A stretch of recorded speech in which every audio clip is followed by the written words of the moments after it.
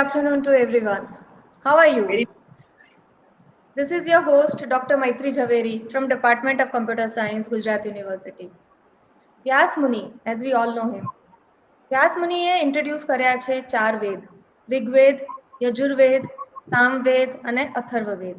એમાં યજુર્વેદમાં લખેલું છે કે ધર્મ, અર્થ, મોક્ષ આ બધાનું મુખ્ય સાધન મનુષ્યનું શરીર છે. એટલા માટે યોગ્ય આહાર, સંયમિત વિહાર અને વર્તનમાં કલ્યાણ ભાવનાનું ધ્યાન રાખીને પોતાના આરોગ્યને સ્થિર રાખવું જોઈએ. નિરોગી શરીર જ સર્વ સુખોનું મૂળ છે. With the goal of improving our health through right way of eating, Women Development Cell and Internal Complaint Committee, Gujarat University welcomes you to the national webinar on Eat Right and Live Healthy. I request you all to rise for University song.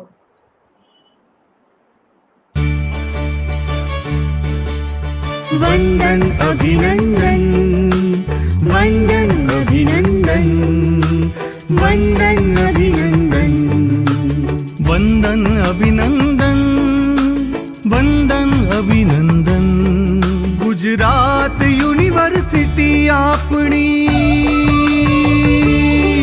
Gujarat university आपणी विद्यातणु तपोवन वंदन अभिनंदन वंदन अभिनंदन वंदन अभिनंदन वंदन अभिनंदन राष्ट्र चेतना कला साधना खेल भावना विकसे विश्व मानवी बनी गुजराती विश्व सकल માં વિલસે સ્નેહ સંપ સહકારની સાથે દેતી તું સન્મતિ સૌના સાથને સંગાથે સૌ સિદ્ધ કરે ઉન્નતિ પ્રેમ બંધુતા સમાનતાના પલ પલ પ્રસરે સ્પંદન વંદન અભિનંદન વંદન અભિનંદન वंदन अभिनंदन वंदन अभिनंदन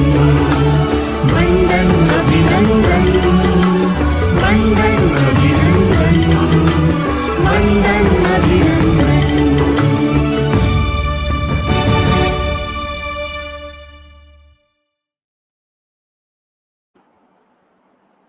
Thank you, everyone.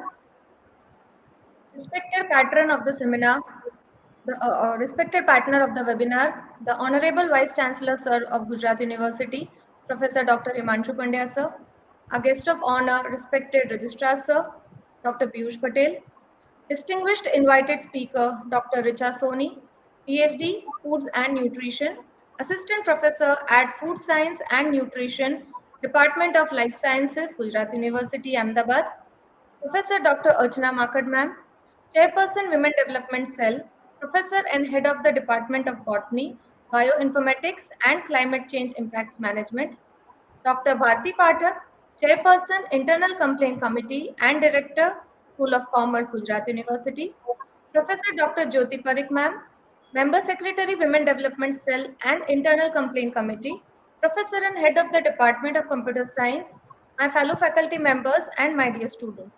सुस्वागत है.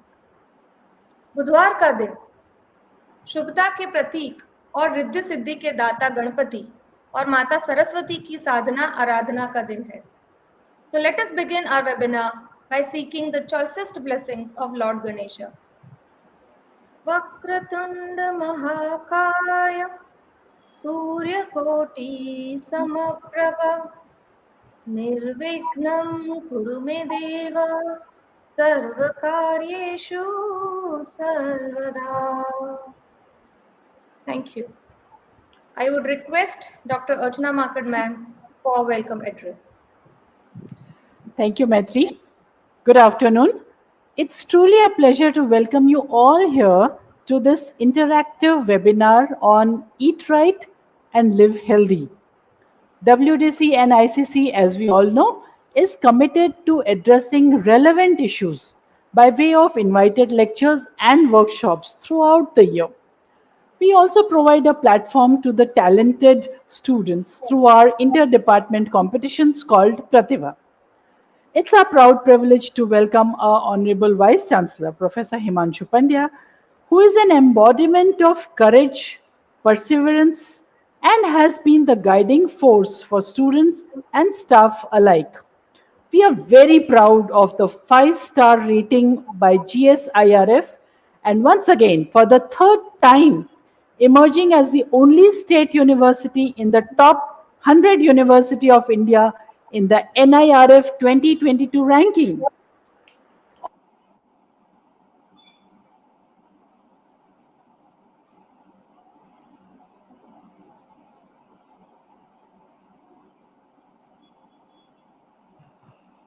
Okay, I think there is some technical glitch at Archana ma'am's end. So, Okay. hearty welcome to all of you. Me, It is said early to bed and early to rise makes us healthy, wealthy, and wise. These days, most of us don't follow this because of mobile phones, naturally. But yes, we all want to be healthy.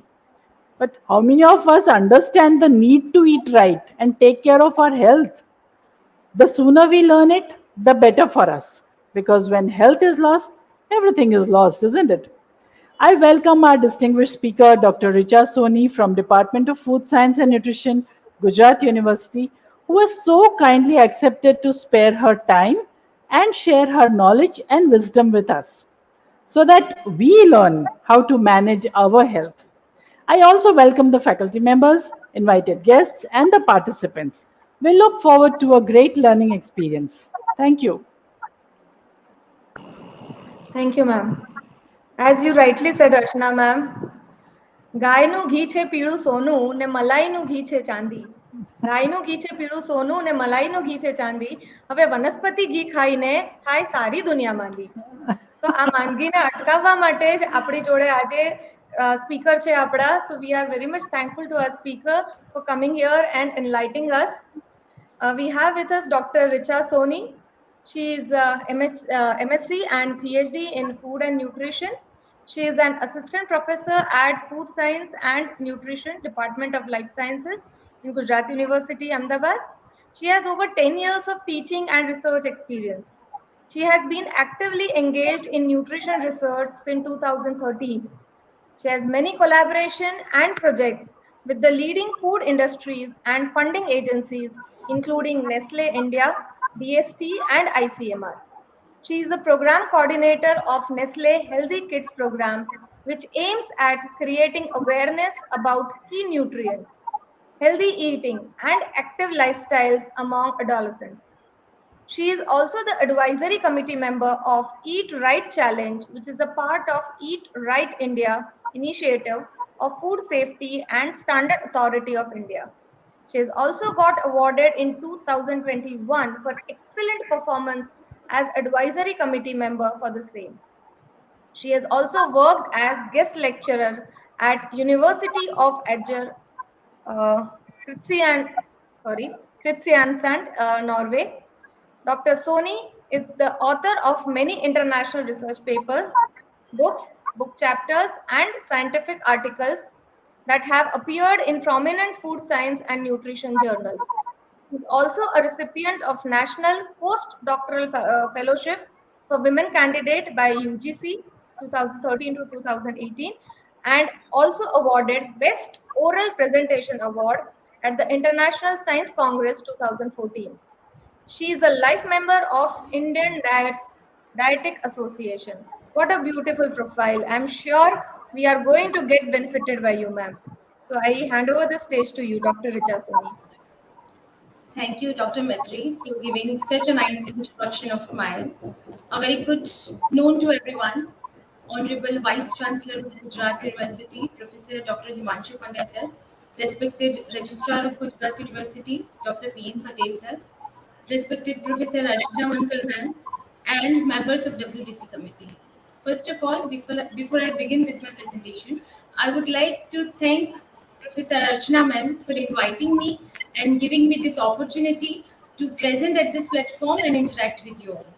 So I'll be sharing very simple and very basic but immensely important topic of eat right and live healthy today. Let's just Let me share my screen. Yeah, thank you. So, eat right and live healthy. Now, the first question comes, what is eat right? Eat right means eat healthy, eat safe, and eat sustainable. The food which we eat provide us all the nutrients and for growth and maintenance. The food we should eat, the food which is safe, and we should also eat the food which is sustainable, which is good not only for us but good for the planet and for the environment also. In next few slides, we will be discussing how we can achieve that and how we can eat right and live healthy. It is written in our Ved and ancient text that Deepo bhakshyate dhvantam, pajwalam cha prasuyate, yadannam bhakshayetриtyam, jayate tvadishi praja, which means you are what you eat. It is, as I said, it is written in our text and in ancient text and Ved that we become what we eat. So the lamp eats darkness and it produces black soot or black smoke. In the same way, what the nature of our diet or nature of our food affects our productivity. So if we eat pure, if we eat balanced, and if we eat healthy, we become disease free. And if we eat altered and refined, we suffer from diseases. Now the question comes, does it matter what we eat to our health? Accumulating data and recent research studies suggest that it is indeed be the case. The diet and nutrition, does not affect only a physiological health, and body composition, but it also has a significant effect on our mental health and mental well-being. So, according to the legendary French chef Auguste Escoffier, good food is the foundation of genuine happiness.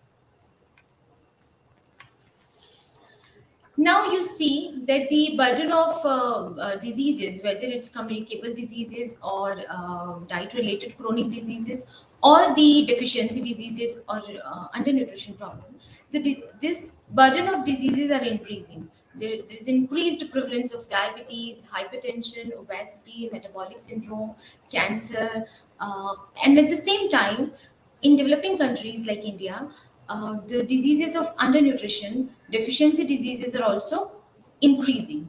So the question is why we face health problems today.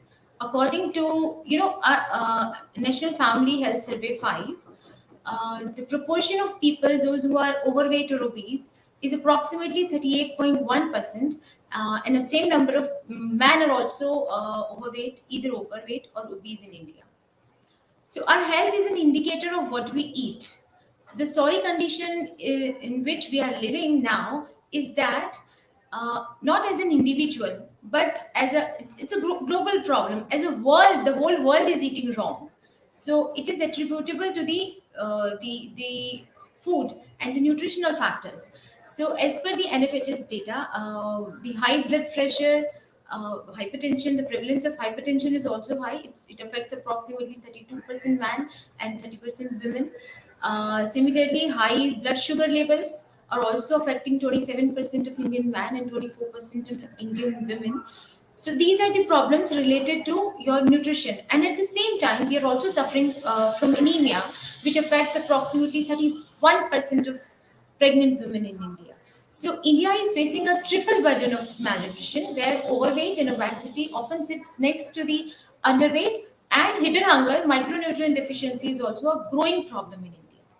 So you can say the world is lot more unhealthier than it was 2 decades ago, and a lot of this is attributed to the change in our dietary pattern.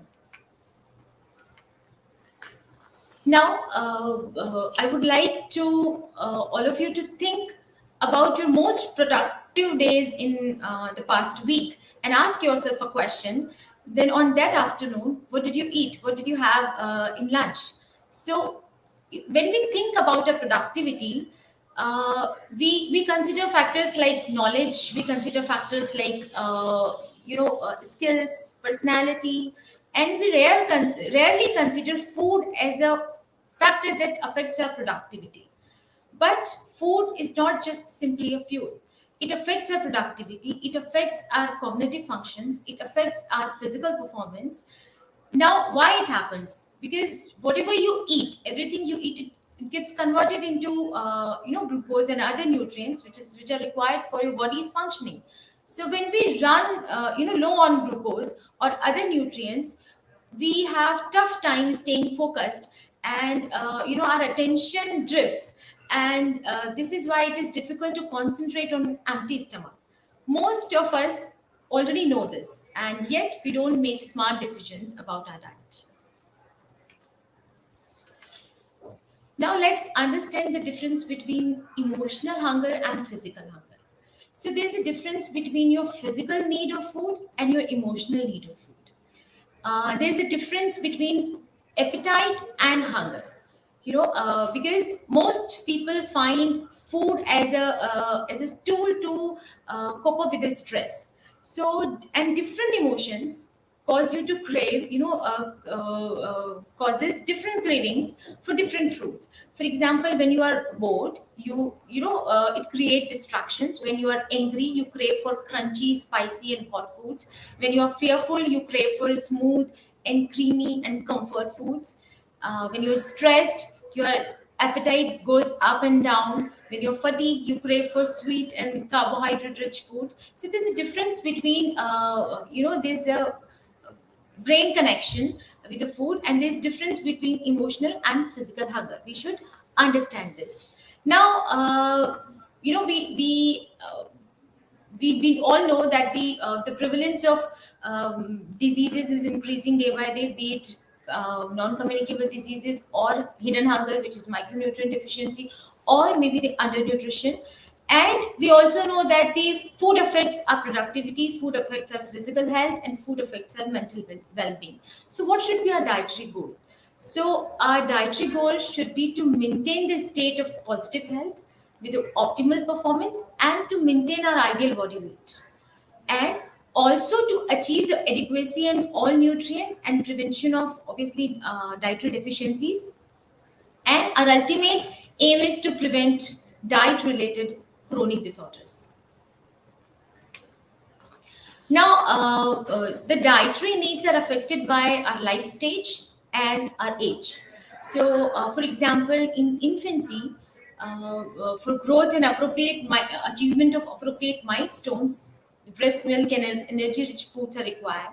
For preschoolers or for school going children, more of energy rich food and bodybuilding and protective foods are required for the growth, for development, and for fighting infections. Adolescents nutritional requirements are different than the children. They need more of bodybuilding food or protein food for growth spurt, maturation, and bone development, and they also need protecting food against for fighting against infections. Our dietary requirements and nutritional requirements during adulthood also changes. Specifically, women need extra food or extra nutrients for childbearing and childbearing during pregnancy and lactation.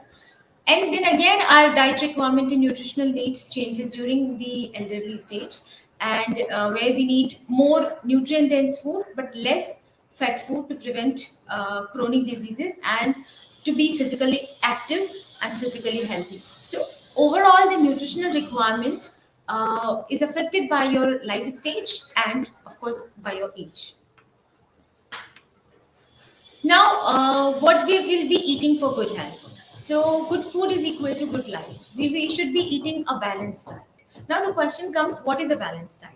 Balanced diet is a diet which contains all the nutrients in a proper proportion, which comes from a variety of food, which adequately met a nutritional requirement, and which is required for health, which is required for vitality, which is required for general well-being, and with small extra provision of the extra nutrient to withstand the short duration of illnesses.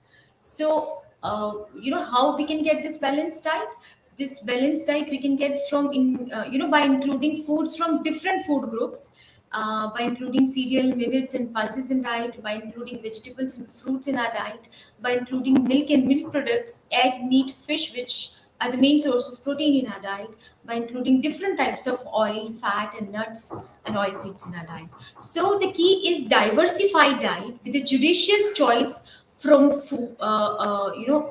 variety of food groups which provides necessary nutrition.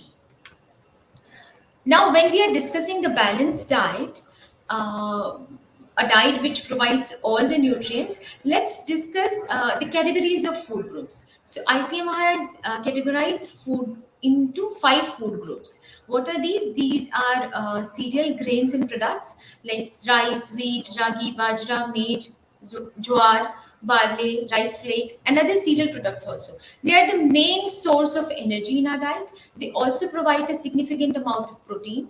They are the source of invisible fat, and they're the main source of B complex vitamin to us. And they also provide us iron and most important, fiber. Then we have another group which is pulses and legumes, and pulses and legumes includes all the beans and pulses and dal and rajma, soybean, and they are also significant source of energy, and they are significant source of protein. So they are the main source of protein in vegetarian diet. They also provide us some amount of invisible fat. They also contribute to the B complex vitamin in our diet, and they are a good source of calcium and iron. Then we have another group called milk and meat products. They are protein-rich food products. So milk includes milk and yogurt, curd, skimmed milk, cheese, paneer, koa, milk products, all the milk products.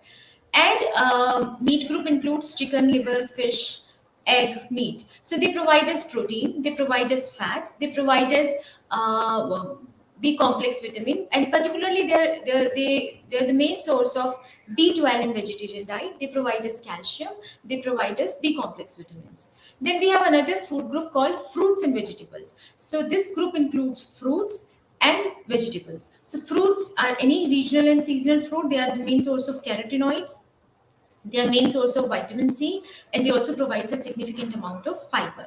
Then we have vegetable sources, green leafy vegetables, all leafy vegetables and other vegetables, and root and tubers. So they mainly provide us, they are protecting foods, and they mainly provide us vitamins and minerals. Then we have fat and sugar group, which includes ghee, butter, cooking oils, groundnut, mustard, and all oil. They are mainly source of energy, and they also provide us essential fatty acids. Then sugar includes all kinds of sugar and jaggery, and they only provide us calories. So this is the main 5 food group concept of ICMR.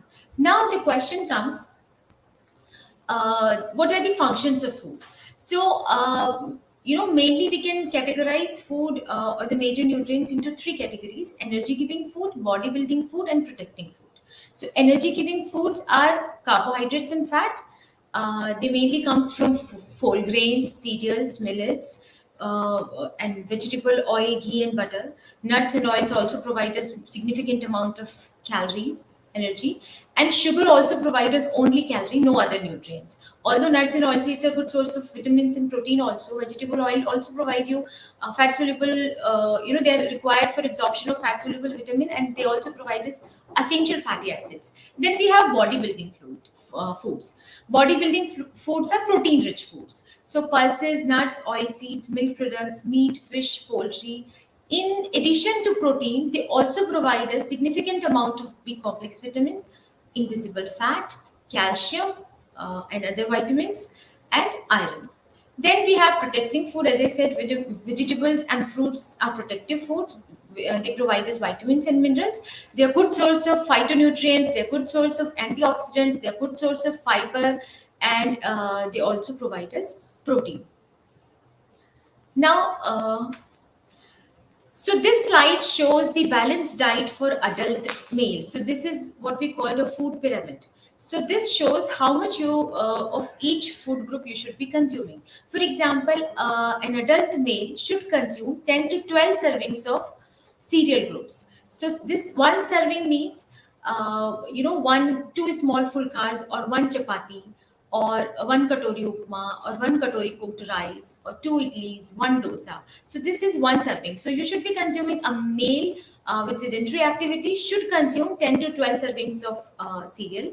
Then 2 to 3 servings of vegetable groups. So 2 to 3 servings of vegetable means half katori of seasonal vegetable, or 1 katori of potato, and 1 serving of fruit. So 1 serving of fruit means one big apple, or 1 guava, 1 banana. That is 1 serving.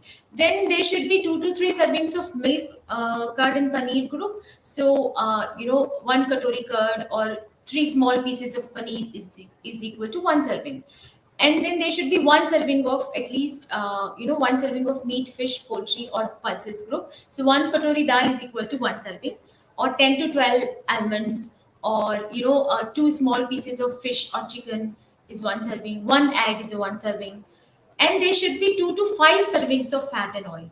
And 2 to 5 servings of fat, 1 serving of fat and oil is equal to 5 ml, which means 1 teaspoon. So there should be 3 to 4 teaspoon of fat and oil in total per day. And there should be maximum 2 to 5 servings of salt and sugar. Then we have this same diet for adult women. Similarly, there should be 6 to 9 servings of cereal groups. There should be 1 to 3 servings of vegetable group, 1 serving of fruit group, 2 to 3 servings of milk, curd and paneer, 1 to 2 servings of pulses, meat, fish, poultry, and 2 to 4 servings of fats and oils, and 2 to 4 servings of sugar and salt.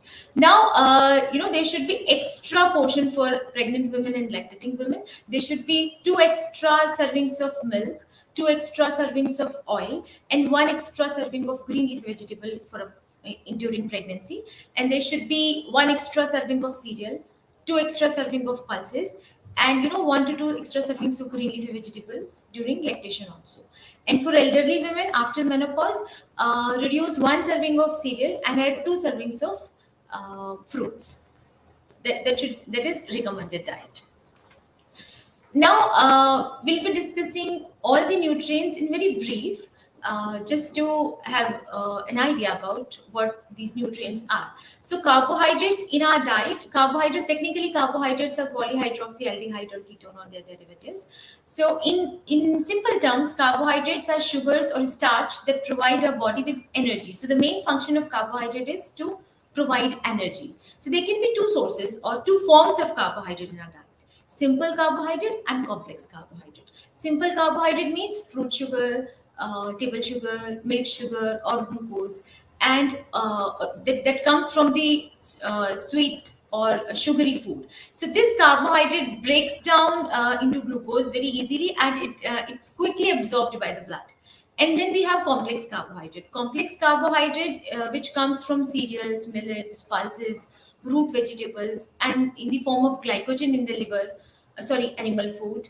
So this comes from bread, wheat, rice, pasta, breakfast cereals. So in addition to carbohydrate, they are also good source of calcium, iron, and B vitamins. So these complex carbohydrate, these does not get easily absorbed readily by the blood, and it delays the gastric emptying time, and our blood sugar will not be quickly shoot up.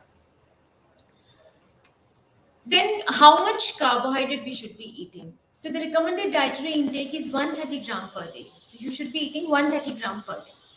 But as per the ICMR and NIN recommendations, now when our body does not need carbohydrate immediately, what happens? It is stored it in the form of glycogen in the liver.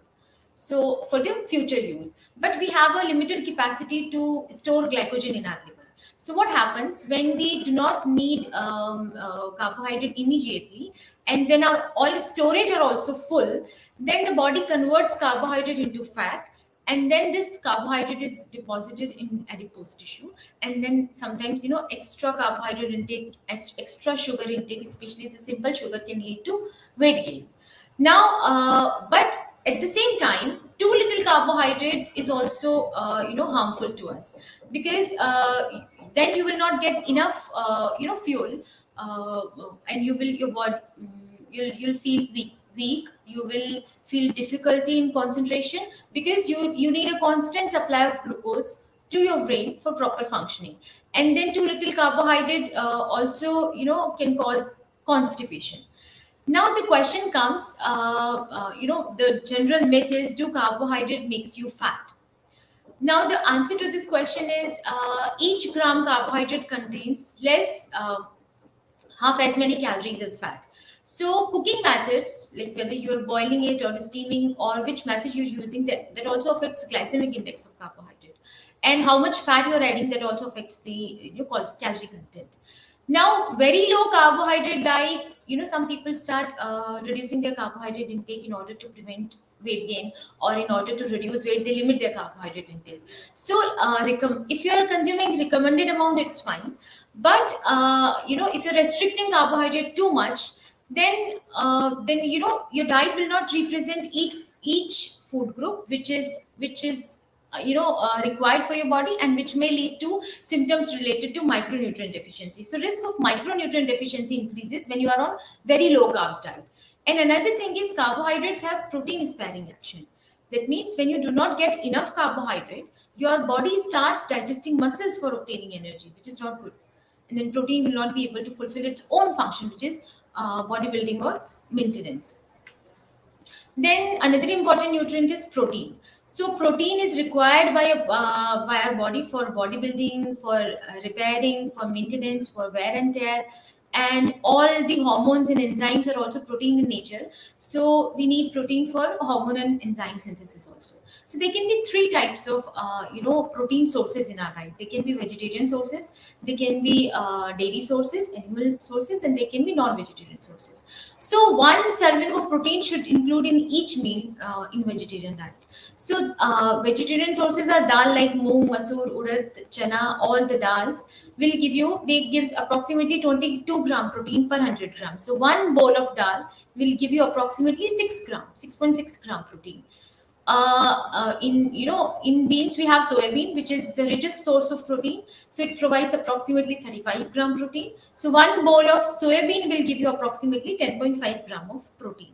Similarly, we have animal sources in lacto-vegetarian diet. The animal sources, milk and milk products. So animal products gives you better quality protein, the protein of high biological value. So there should be 3 servings of total dairy products in our diet. So one glass of buffalo or cow's milk provides you approximately 1 cup, which is 150 ml, provides you approximately 5.1 gram of protein. And then curd, 100 gram, half bowl of curd gives you approximately 3.1 gram protein. Similarly, high protein sources are animal protein sources also. So, 100 gram of chicken breast without a skin, without bones, gives you approximately 21 gram protein. We have egg also. With one egg will give you approximately same amount of protein as one bowl of dal gives, 6 gram protein. And then we have fish, which is good source of protein. So a big piece of fish gives you 40 gram protein. A medium size piece will give you 28 gram protein, and approximately a small size piece will give you 14 gram protein. So how much protein do we need? We need 0.83 gram per kilogram of our body weight, which means if you're a male and if your weight is approximately 65 gram, you need 54 gram protein. And if you're a female of 55 kg weight, then you need 46 gram protein per day. Now the question is, these proteins are high biological value.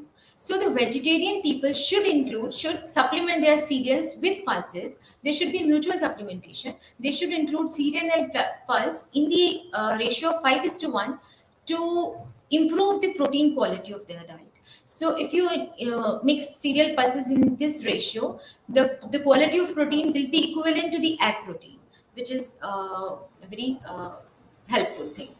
Then the most controversial nutrient, which is fat.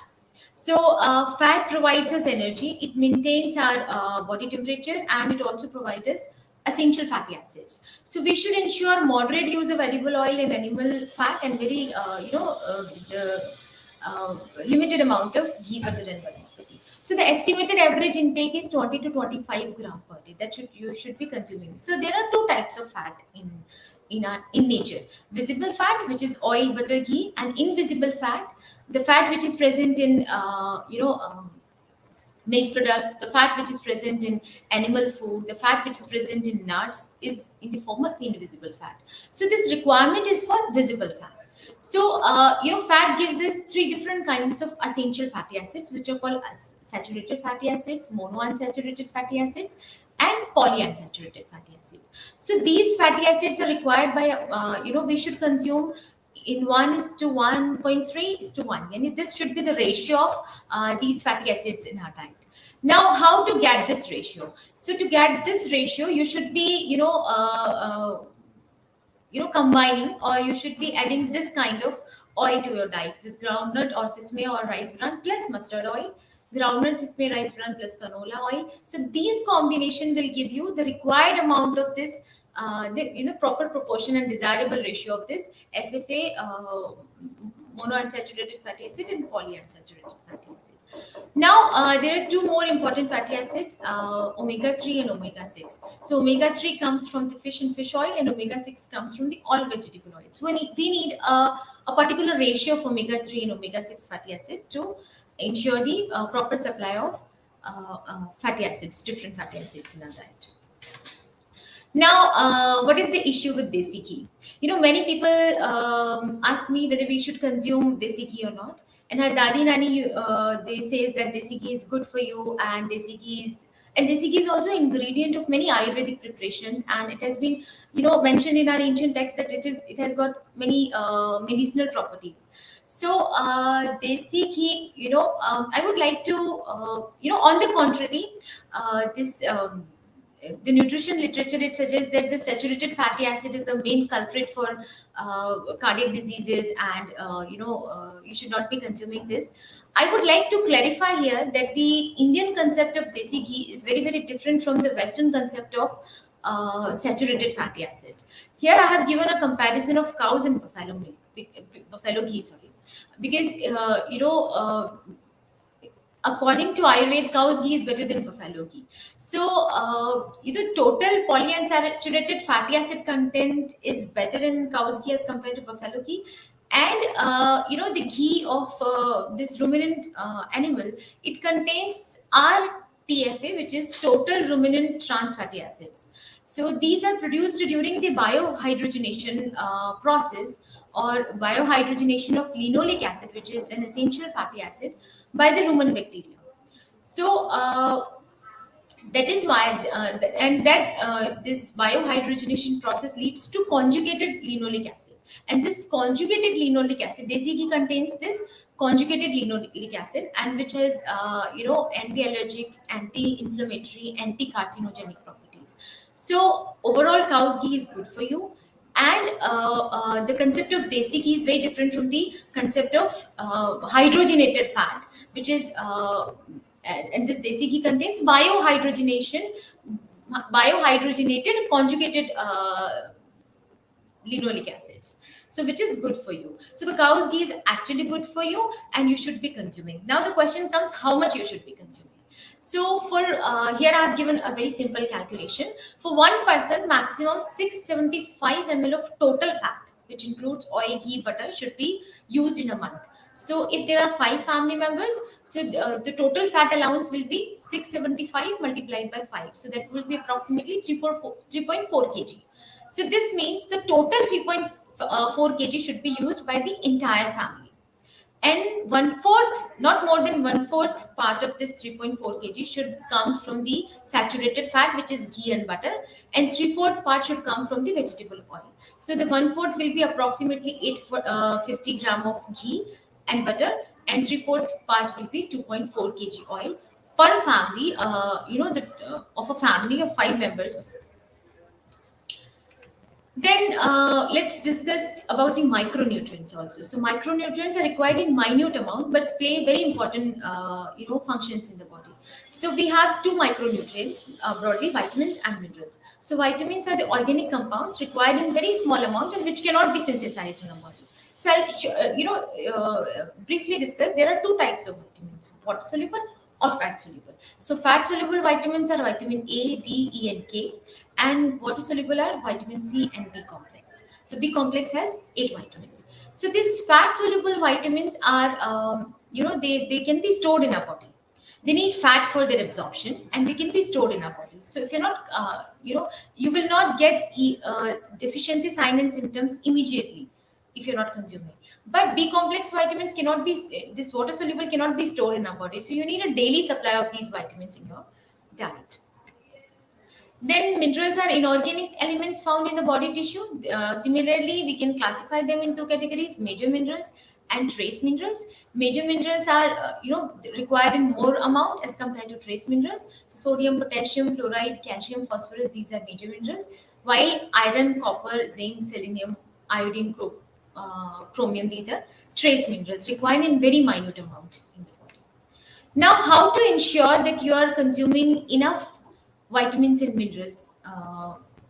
So the how you can ensure by eating plenty of fruits and vegetables. So you should include lots of green leafy vegetables, lots of other vegetables, fresh fruit in your diet, because they provide lots of vitamins and minerals. So vegetables and fruits are also rich source of micronutrients, and they are also good source of phytonutrients and fiber, which is of very important.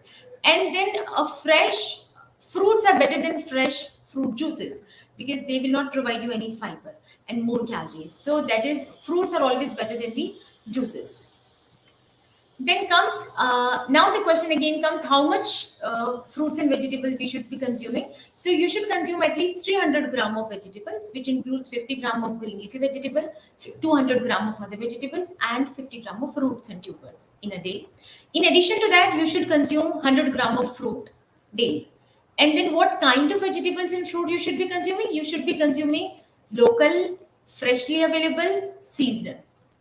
And the key lies in eating a variety of fruits and vegetables. You should be consuming green leafy vegetables, yellow, orange, red, deep red, and different colors of fruits, different colors of vegetables, and variety of them. So you should try these, selecting some new vegetables and fruits to your meal. Then there are few points to ponder. Include lots of green leafy vegetables to your diet, includes fruits and vegetables to your meals in different forms. Like you can mix them with curd, you can mix leafy vegetables with pulse preparation, you can mix with curry and soups, you can mix them with rice, you can consume them as raw salads, and you should try to grow family's requirement of vegetable in kitchen garden. And you should eat a variety of vegetables and fruits to color plate to your diet and vitality to your life. Then I'll be discussing two vitamins which are of very important, and because there are many misconceptions about these two vitamins, vitamin D and B12. So the vitamin D is very important because it's a fat soluble vitamin and it is required for calcium absorption in the body. So recent studies have shown that despite of having abundance of sunlight, the prevalence of vitamin D deficiency is increasing in India. So there are many factors which affect our vitamin D synthesis in body. The sources include milk products, animal food, and the most important source is sunlight.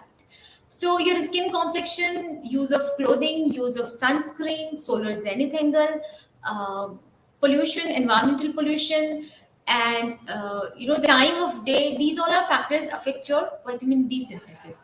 So what should be done to get the maximum synthesis? So you should sit in the sun for 15 to 20 minutes between 11 a.m. to 2 p.m. At least 3 times in a day, exposing your arms and legs to get required amount of vitamin D, which is 600 international units per day is your recommended amount. Those who do not get time, or those who do not spend time in the sunlight due to some reason, they should go for daily minimal supplementation of 600 international units of vitamin D per day. Then what is the issue of vitamin B12? So this is another important, there are many misconceptions about B12. So it is a cobalt containing vitamin. It is required for synthesis of genetic material in our cells. So, let me clear one thing, that vitamin B12 is only synthesized by the B12 producing bacteria in the nature, and there is no dietary source as such. So people have a misconception that our gut bacteria can synthesize B12, and that's true, that although abundant of vitamin B12 producing bacteria is there in your gut, but the site of synthesis is far away from the site of absorption. So whatever about is synthesized by the gut bacteria, we cannot absorb that. because the vitamin B12 absorption is not there from the colon. So we are dependent on the dietary sources. What are the dietary sources? Animal sources are there.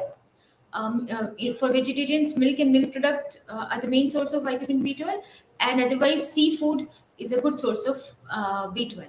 So herbivore animal or the vegetarian, they get vitamin B12 from the plants that are contaminated by B12 producing bacteria, which is nitrogen fixing bacteria, which is found in the roots and nodes of legumes and pulses. And we also get it through cross contamination. And to non-vegetarian people, they get B12 by the consuming meat and animal products. And for and there is important thing that plants contaminated with this, because we get it from cross contamination. So organically grown vegetables, where cow dung is used as a manure, they in theoretically they might have more vitamin B12 concentration as compared to the food that is exposed to the chemical fertilizers.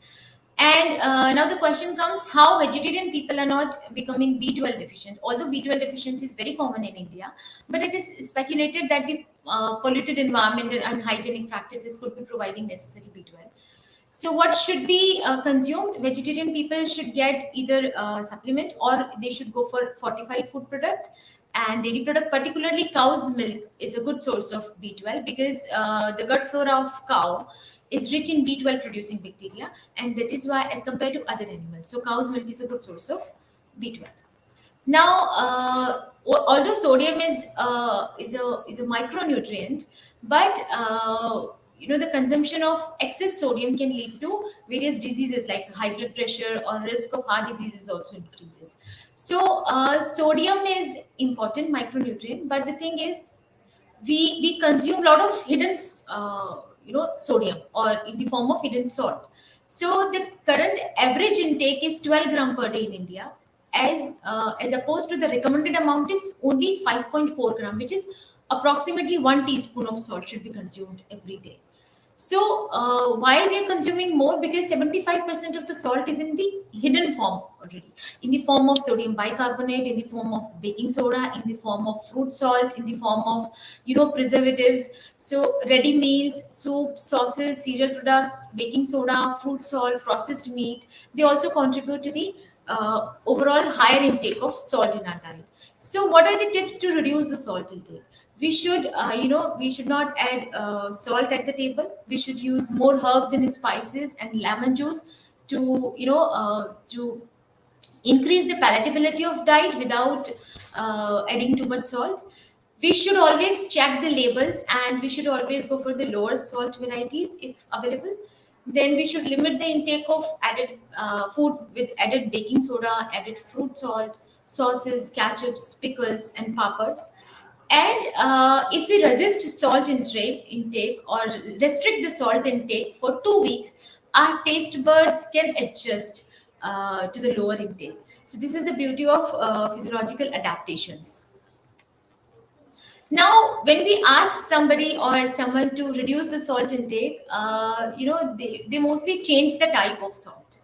And they think that if you change the salt, if you start consuming pink salt or rock salt or black salt, the danger is less. So here I have given a comparison of different types of salt, as it is clear from the table that the sodium content does not significantly differs. There's no significant variation among the sodium content of the salt. And whereas the table salt contains, it is iodized, because mandatory iodization is there. So the table salt is iodized, which provides us iodine, which is another important micronutrient. And although it does not contain any other mineral, but it is fortified. So it also provides us iodine. Whereas sea salt, rock salt, Himalayan pink salt, and black salt, they contribute, this same amount of sodium, but they may be or may not be iodized. A small quantity of different minerals may be present in them, but they may provide us iodine and may not provide us iodine. So so there are two things that although less any potential benefit you get by eating these minute amount of these other minerals which Himalayan pink salt or any other salt provides you, but that it's not of nutritional significance, and iodine deficiency may be there. Another thing is table salt is a main source of iodine in our diet, and if you don't consume enough iodine, that can lead to thyroid swelling and hypothyroidism and iodine deficiency. So and another factor with these kind of salt is that they're less processed and less refined, so they sometimes they may contain some harmful mineral also. For example, lead, contamination can also be there, which can lead to other health problems. So salt should be consumed, but in a limited amount, because that is iodized. Now, dietary fiber. Dietary fiber is a carbohydrate which cannot be digested in the body. So it delays the absorption and increases the satiety value of the food, and it also reduces the blood glucose level, and it increases the bulk of the stool, so it prevents constipation. And diet rich in complex carbohydrate is are healthier and low fiber as compared to low fiber diet and refined diet. Now we will discuss about the probiotics, because this is very important, because the maintenance of our gut flora is important. So there is too much research coming out nowadays about connection to the gut and your overall health. So that is why the gut is called a second brain. So gut microbiome, those who don't know what is gut microbiome. So gut microbiome or gut flora or gut bacteria is a broad term used to refer the trillions of microorganisms that lives in our gut. So any probiotics are live microorganisms. So these live microorganisms are present in probiotic food, which these probiotics normalize our gut microbial composition. They are important for immunomodulation, and they also have metabolic effects. They improves the gut bacterial composition, they improves the mucosal integrity, and they prevents the leaky gut. And at the same time, they improves our immune functions, and they also synthesize few vitamins for us, for example, vitamin K. Now, what are prebiotics? Prebiotics are sources, any food for probiotics. So these are undigestible carbohydrates that function as a food for probiotics. So we need this. Probiotics are live bacteria, and prebiotics are non-absorbable oligosaccharides. Combinedly, they are called symbiotic, and these combinedly they improves the barrier function of the intestine. They suppress the the pathogenic bacteria, and they improves their immune functions. So that leads to better health. Now, not just the nutrient and the food which is important, but the timings or the meal pattern is also important. So it is advisable to take regular balanced meal. It is, we should plan our meal ahead or in advance. What we are going to do, what we are going to have in our next meal should be planned advance. And meal times are greater opportunity to interact with your family members, and breakfast is the most important meal of the day. Though recent research studies suggest those who consume a fortified breakfast cereals tend to have higher intake of vitamins and minerals. Now the question comes, what about meal timing?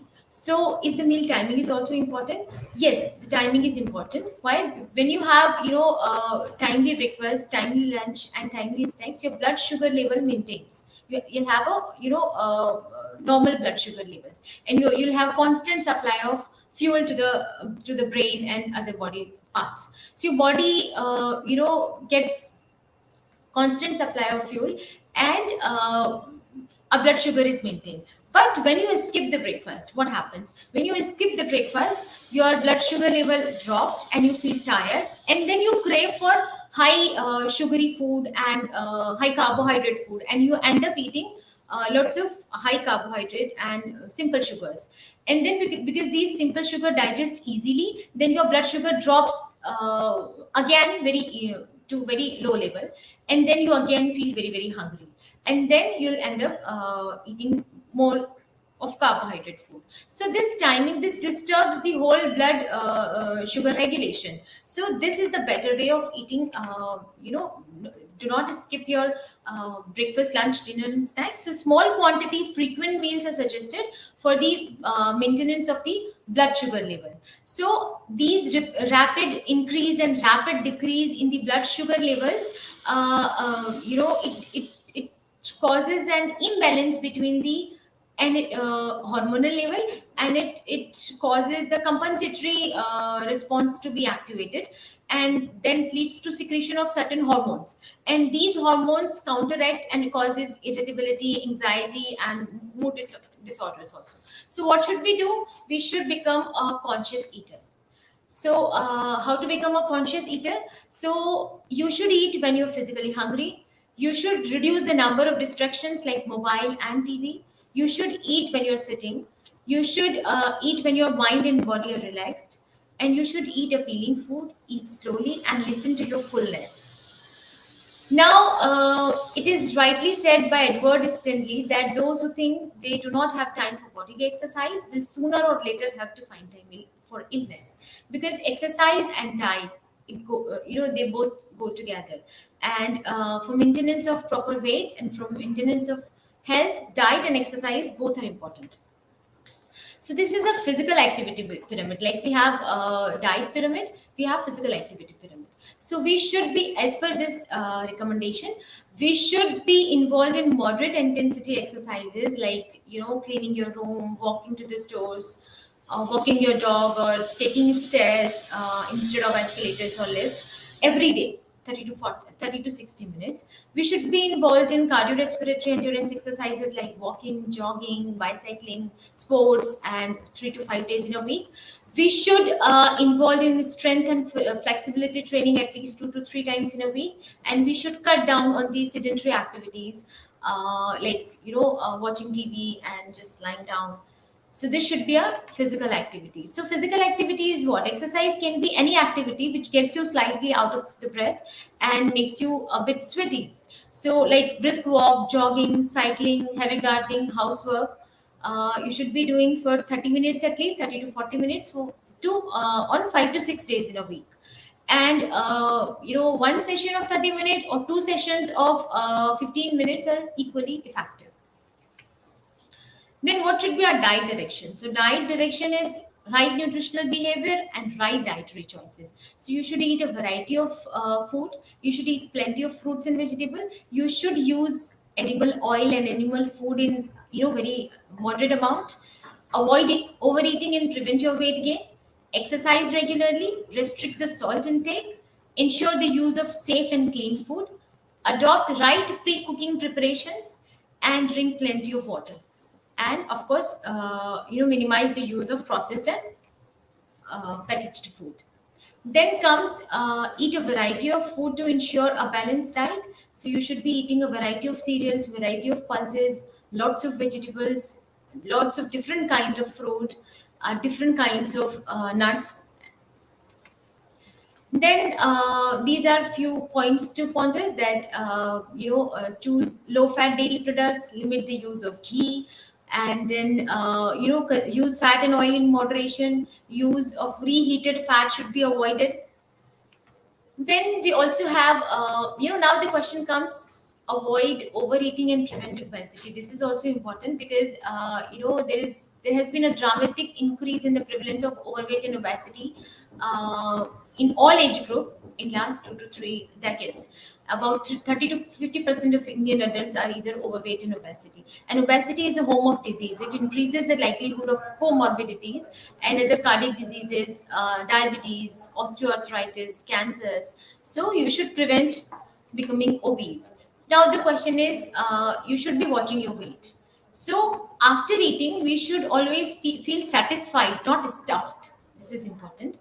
And measurement of body weight is important. So how much your weight should be? So you should calculate your BMI. BMI is relative, it's indicator of relative fatness. So BMI you can calculate by dividing your body weight in kilograms divided by height in meter square. So your BMI should be between 18 to 22.9 kilogram per meter square. These are the standards for Indian people, South Asian people, and Indian people as per the International Obesity Task Force. So anything above than this, like 23 to 24 is, if your BMI is 23 to 24.9, then you're overweight, and if your BMI is above 25, then you're obese. Then what should we be doing? Like all the healthcare professionals will unanimously agree that the prevention is the key strategy for controlling the epidemic of overweight and obesity. So prevention can be of two types: primary prevention and secondary prevention. So primary prevention means the prevention of overweight and obesity itself, which means don't allow yourself to become obese. That is primary prevention. And secondary prevention is avoidance of weight regain followed by weight loss, or prevention of further weight gain is called secondary prevention. So what is this?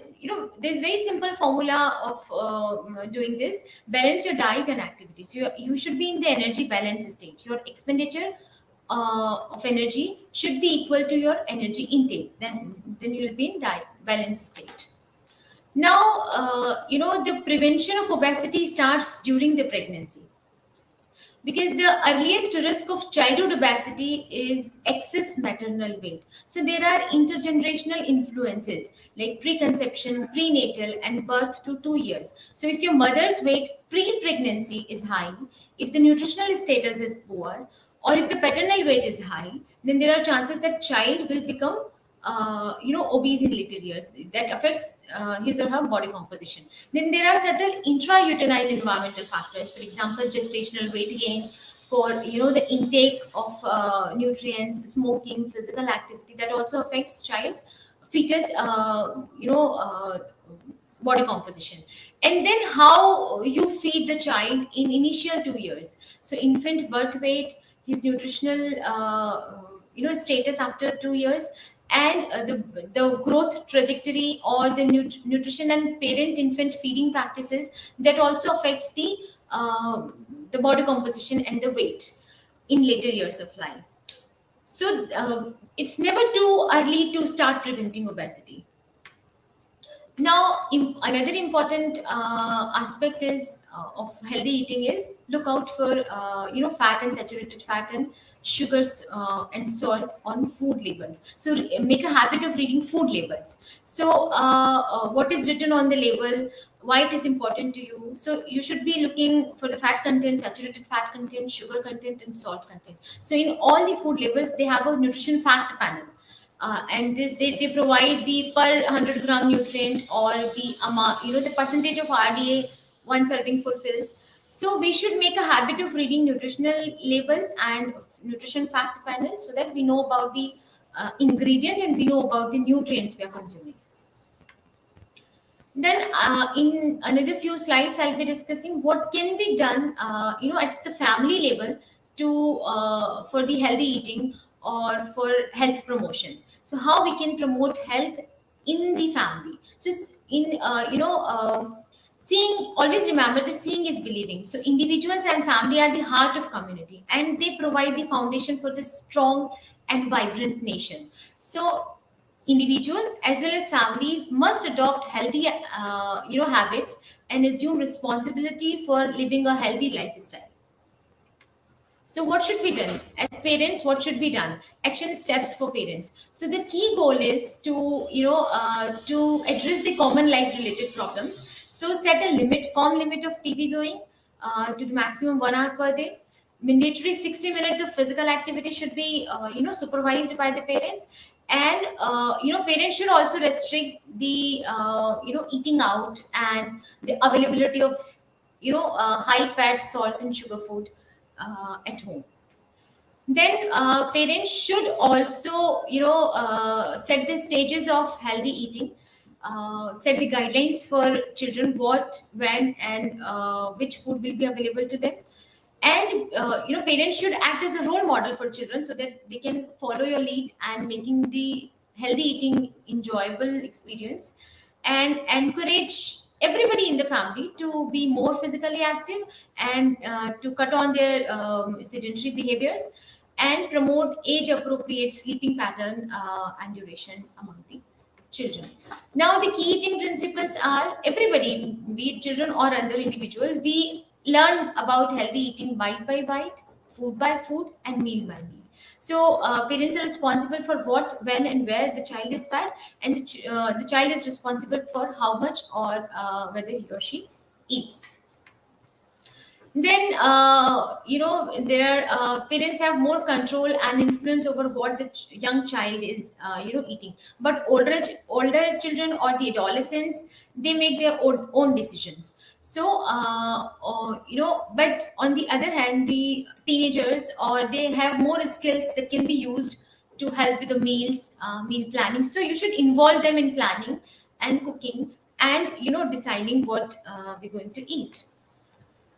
Then another important tip is to planning a meal or snacks. So planning is important. So planning meal beforehand leads to the greater availability of healthy snacks at home, and planning provides needed structures. So when children are hungry and when it's time to eat, so they know when to stop.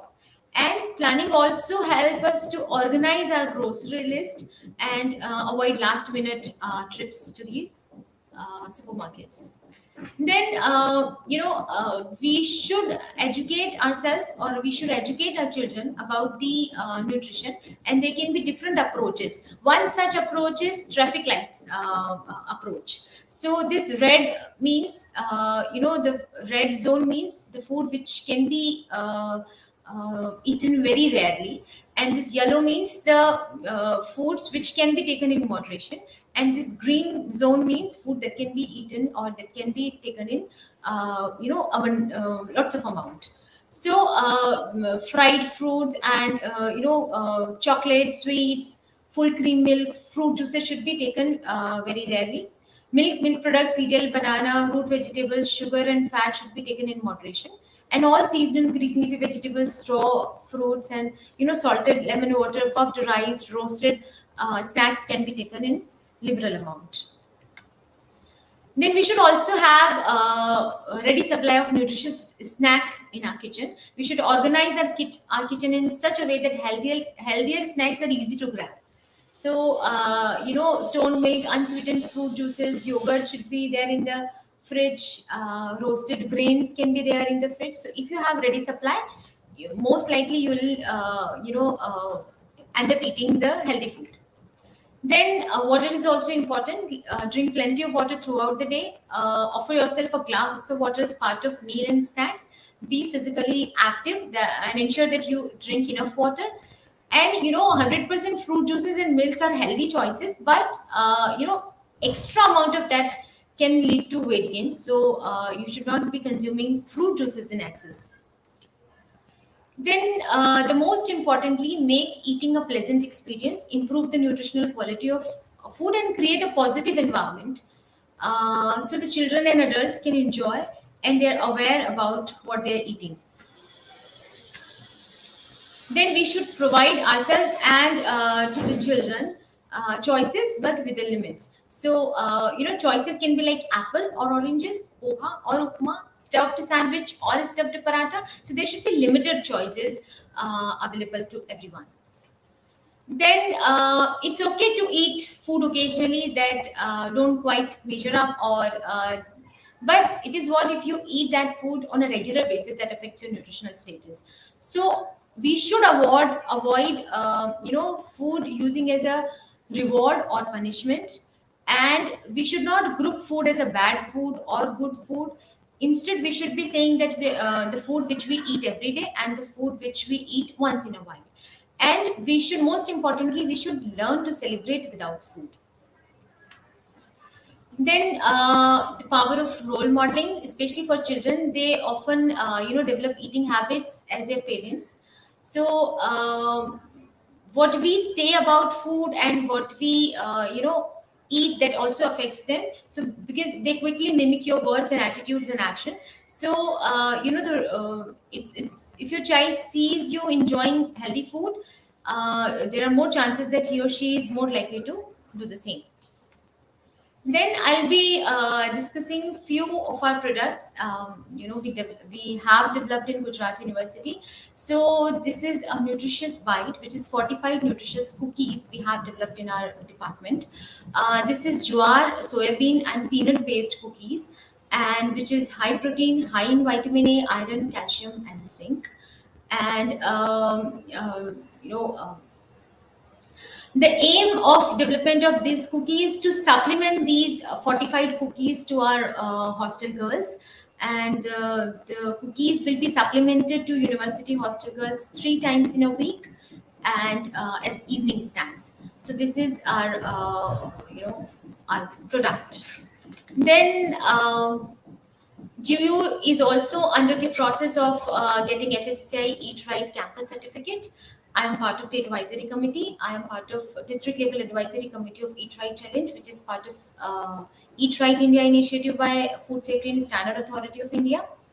And the Eat Right certification is given to the institution for designing their cafeteria, their mess as per the FSSAI guidelines, and for making safe and healthy food available for the employees and for the students.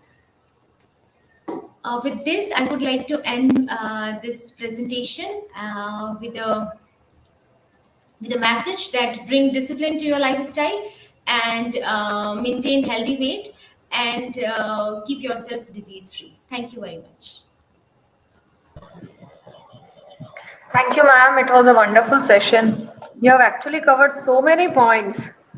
So thank you so much for that.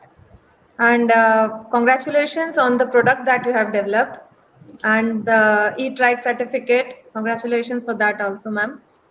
And if I was looking at the comment box, and maximum of them have written that it was a very useful session. People are trying to, make changes in their diet as per your suggestions. And many of them are also thanking you for such an informative session. Thank you so much. If any one of you is having any question, you have a very good mentor here. You have a very good guide here. If you have any questions, please put in the chat box. We have two questions, two specific questions till now. One of the question is is non-veg better than the veg protein source? See, non-vegetarian protein is of high biological value. It contains all the essential amino acids required by the body. So definitely in terms of protein quality, it is better. But good news for vegetarian is that we can have equal quality protein by supplementing cereals and pulses, cereals and nuts, and cereals and milk products. And if you look at our routine dietary pattern, our food pattern is like that only.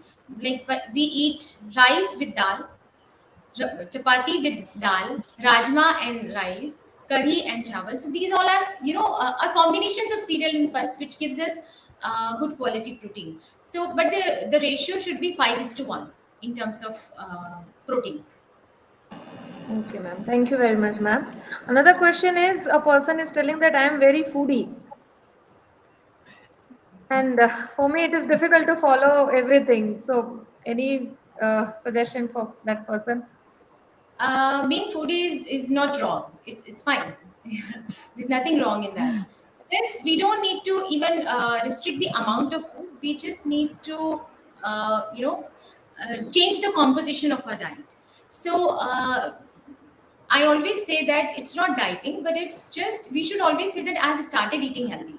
So to include more and more variety of cereals and pulses and vegetables to your diet, and don't restrict too much. It's okay if you're eating, high salt, fat, and sugar food once in a while. It's fine, but on daily basis, you should be looking at what you are eating, and your composition should be such that it should include, variety of fruits. Your diet diversity score should be high. So thank you, ma'am. And I wanted to ask a question. Uh, suppose if someone is restricted in salt intake, suppose a person is only asked for 3 to 5 grams of salt a day. So there are two options that in the food only we reduce the salt, or we keep a separate container with 5 grams of salt and we sprinkle on in the food which is totally made without salt. So which is a better option? Yes, if it has been recommended to you to restrict the salt intake, it's a better choice that you measure the amount of salt and don't use any salt in cooking and just add on the table. But 5 gram is the maximum. The recommended amount of sodium is 2000 milligram, which is 2 gram. And when you convert it in terms of salt, so it becomes 5 gram. 1 teaspoon of salt is required. And the average intake is approximately 12 gram, which is way higher than the recommended amount. So you should be restricting the salt intake by reducing the consumption of, other than salt things. For example, sodium bicarbonate, fruit salt, uh, this kitchen soda and baking soda, and sauces, ketchups, papad, pickles. All these contains packaged food, processed food. All these contains hidden sodium. So you should restrict that first, and then by using herbs and lemon and other, these condiments and spices, you can. You should not. You should not. Decreasing the palatability of diet. Your diet will be palatable enough with the use of these Thank you, herbs. ma'am. One more question. It's from Savita Gandhi, ma'am. Someday drink water only after 1 hour of meal, and someday don't drink along with meals. Now, what do you recommend? If you are drinking along with meal in moderation, it's fine. One glass can be taken with meals also. There's no harm in that. And if you are drinking after that, after 1 or 2 hours, you can drink plenty of water. There's no issue with that. Okay, ma'am. Thank you very much, ma'am. I would now request Professor Dr. Archana Makad, ma'am, to please present vote of thanks. Thank you, Maitri. I think all have accepted that it was a wonderful session. And what Richa ma'am said, that we should not celebrate with food. I think that was the punchline, the take home message that, for everything, for all of us, the moment there is a good news, chalo, mithai, more meetha. I think that we need to change. So at the outset, we thank our Honorable Vice Chancellor, Dr. Manju Pandya, for always encouraging, motivating, and guiding us in all our endeavors. We thank our Registrar, Dr. P.M. Patel, for his timely help and support. This program has been possible because of total involvement of Bharti ma'am and Jyoti ma'am. We thank them heartily. We also thank Richa ma'am for sparing her valuable time for our participants. We thank all the participants for their active interest in today's program. I thank Dr. Maitri Javeri for anchoring the event so gracefully. Such online events need a whole lot of technical support, so I thank Dr. Agarwal, Director Role 1 Computer Center, Mr. Sagar Panchal from GUSEC, Ms. Jigna and Ms. Jindali from Department of Computer Science for their timely help and technical support. Thank you all. And I'm sure that we all should buy these fortified, nutritious cookies from ma'am and make ourselves healthy. Thank you. Thank you so much, ma'am. Thank you everyone for joining us. And I hope everyone has definitely collected very good information today. The e-certificates will be provided to every registered participant who submits the feedback form. You can see the link in the chat box. The link is there in front of you. So please do that. Thank you very much, everyone. Now Thank I you. think we will end our session here. Okay, goodbye everyone. Stay Thank safe you. and stay healthy.